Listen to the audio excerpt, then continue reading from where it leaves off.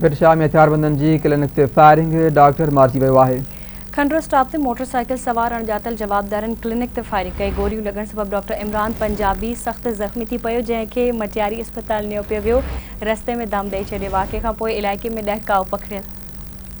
एक भेरो ॿीहर असां अहम ख़बर शेयर करे रहिया। बिरशाह में हथियारबंदनि जी क्लिनिक ते फायरिंग, डॉक्टर मारिजी वियो। खंडवा स्टॉप ते मोटरसाइकिल सवार अणॼातल जवाबदारनि जी फायरिंग में डॉक्टर मारिजी वियो। गोलियूं लॻण सबब डॉक्टर इमरान पंजाबी सख़्त ज़ख़्मी थी पियो, जंहिंखे मटियारी अस्पताल नियो पियो वियो त रस्ते में ई दम ॾेई छॾियो। अहम ख़बर आहे। बिरशाह में हथियारबंदनि जी फायर क्लिनिक ते फायरिंग, डॉक्टर मारिजी वियो। खंडवा स्टॉप ते मोटरसाइकिल सवार अणॼातल जवाबदारनि क्लिनिक ते फायरिंग कई। गोलियूं लॻण करे डॉक्टर इमरान पंजाबी सख़्त ज़ख़्मी थी पियो, जंहिंखे मटियारी अस्पताल नियो पियो वियो त रस्ते में ई दम ॾेई छॾियो। वाक़े खां पोइ इलाइक़े में ॾहकाउ पखिड़ियल आहे।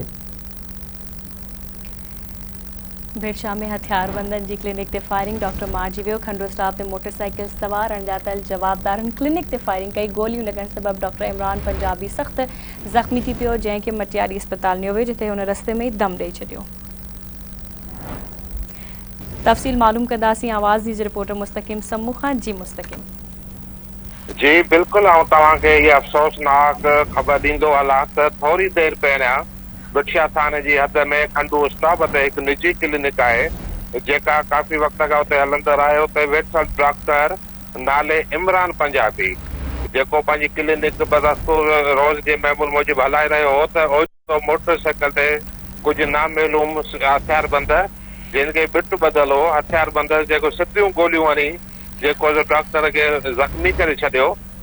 पोइ फौरी तौर मौक़े तां जेको फरार थी विया, जंहिंखां पोइ जेको मक़ामी माण्हुनि गोलियुनि जो आवाज़ ॿुधी डॉक्टर जी क्लिनिक ते पहुता। डॉक्टर खे खणी जेको जो मक़ामी अस्पताल ताईं खणियो विया पिए त रस्ते में जेको जो हुन ज़ख़्मी डॉक्टर जेको जो ज़ख़्म जा सूर न पहुच थी वियो आहे। ऐं तव्हांखे इहो ॿुधाईंदो हलां त जेको जो मक़ामी जेको डॉक्टर पहुच थियल डॉक्टर आहे, उहो असुल नवाब शाह जो आहे ऐं हुनजो नालो जेको डॉक्टर इमरान पंजाबी तौरु ॿुधायो पियो वञे, जॾहिं त बिरशाह पुलिस जाइवादा ते पहुतल आहे।